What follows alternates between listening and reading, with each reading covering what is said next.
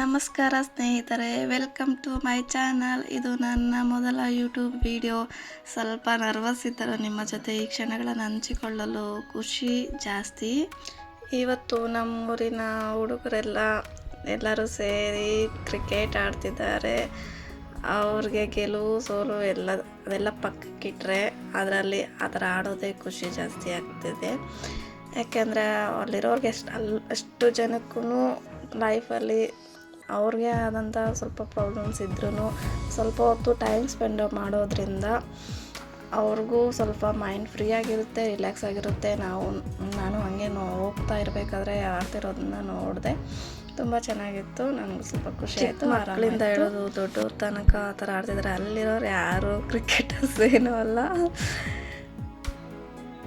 But ಚೆನ್ನಾಗಿ ಆಡ್ತಿದ್ದಾರೆ ಅನ್ನೋದಕ್ಕಿಂತ ಮೈಂಡ್ ಫ್ರೀ ಮಾಡ್ಕೊತಿದ್ದಾರೆ, ರಿಲ್ಯಾಕ್ಸ್ ಆಗ್ತಿದ್ದಾರೆ. ಅದು ನೋಡೋಕ್ಕೆ ಚೆನ್ನಾಗಿರುತ್ತೆ. ಈ ವಿಡಿಯೋದಲ್ಲಿ ಅಷ್ಟೊಂದು ನಂಗೆ ರೆಕಾರ್ಡ್ ಮಾಡೋಕ್ಕಾಗಿಲ್ಲ. ಎಷ್ಟು ಶೂಟ್ ಮಾಡೋಕ್ಕಾಯ್ತೋ ಅಷ್ಟು ಮಾತ್ರ ಮಾಡಿದ್ದೀನಿ. ನಂದು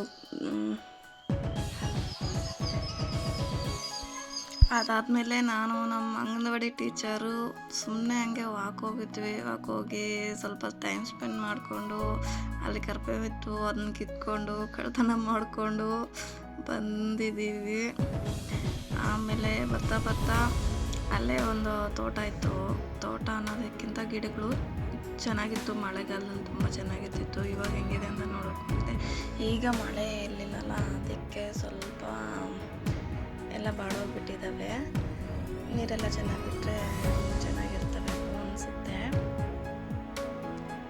ಆ ಗಿಡ ಹೂವು ನೋಡೋದಕ್ಕೆ ಎಷ್ಟು ಖುಷಿ ಆಗ್ತಿತ್ತು. ನಮ್ಮೂರು ಸ್ವಲ್ಪ ಚಿಕ್ಕದು, ಅದರಲ್ಲಿ ಜಾಸ್ತಿ ಗಿಡ ಮರಗಳೇ ಜಾಸ್ತಿ ಇದೆ. ಅದರಲ್ಲಿ ಮಾವಿನ ಮರ, ಆಮೇಲೆ ಬಾಳೆ ಗಿಡಗಳು, ಹೂವಿನ ಗಿಡಗಳು ಎಲ್ಲ ತುಂಬ ಜಾಸ್ತಿ ಇದೆ.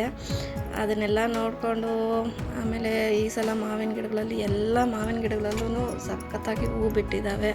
ಆಮೇಲೆ ಕುಂಬಳಕಾಯಿ ಇತ್ತು, ಅದನ್ನ ಇಸ್ಕೊಂಡು ಪರಂಗಿ ಹಣ್ಣಾಗಿತ್ತು, ಅದನ್ನು ಇಸ್ಕೊಂಡು ಆಮೇಲೆ ನಿಂಬೆ ಹಣ್ಣಿತ್ತು, ಅದನ್ನು ನೋಡಿಕೊಂಡು ಮನೆ ಕಡೆಗೆ ಬಂದೆ. ನುಗ್ಗೆ ಮರ ನೋಡಿ ಎಷ್ಟು ಮೇಲೆ ಬದಲಿದೆ, ಅದರಲ್ಲಿ ಕಾಯಿ ಹೂವು ಹಣ್ಣು ಎಲ್ಲ ಬಿಟ್ಟಿದೆ.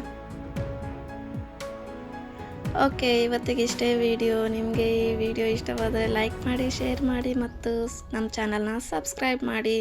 ನಿಮ್ಮ ಸಪೋರ್ಟ್ ನನಗೆ ತುಂಬ ಮುಖ್ಯ. Thank you for watching. ನೋಡಿ, ಇನ್ನೂ ಸ್ವಲ್ಪ ಮುಂದಕ್ಕಿದೆ, ಅದನ್ನೆಲ್ಲ ನೋಡಿಬಿಟ್ಟು ಲೈಕ್ ಮಾಡೋದನ್ನು ಮರಿಬೇಡಿ, ಸಬ್ಸ್ಕ್ರೈಬ್ ಮಾಡ್ಕೊಳ್ಳಿ. Thank you for watching.